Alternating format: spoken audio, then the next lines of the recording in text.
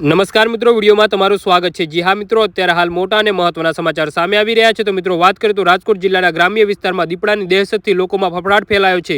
કણકોટ કૃષ્ણનગર વિસ્તારમાં દીપડાએ ધામા નાખ્યા છે। ફરી દીપડાના દેખાતા લોકોમાં ભયનો માહોલ છે। શહેરના રૈયા વિસ્તારમાં દીપડો આવ્યો હોવાની ચર્ચા છે। જી હા મિત્રો, અત્યારે હાલ મોટા સમાચાર સામે આવી રહ્યા છે।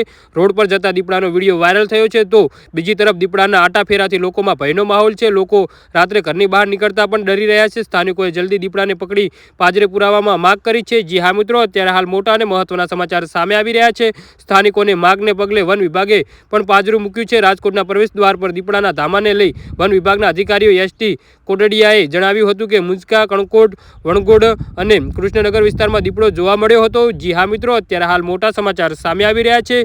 વન વિભાગ દ્વારા 3 અલગ અલગ જગ્યાએ પાજરું મૂકવામાં આવ્યું છે। દીપડાએ સોમવારે રાત્રે મારણ કર્યું હોવાનું સામે આવ્યું છે। દીપડાને પાંજરામાં મૂકી પકડવાનો પ્રયાસ હાલ કરવામાં આવી રહ્યો છે। જી હા મિત્રો, તો આના વિશે તમારું શું કહેવું છે તો નીચે અમારી કોમેન્ટ બોક્સમાં જરૂરથી જણાવજો અને અમારી યુટ્યુબ ચેનલને સબસ્ક્રાઇબ કરવાનું ભૂલતા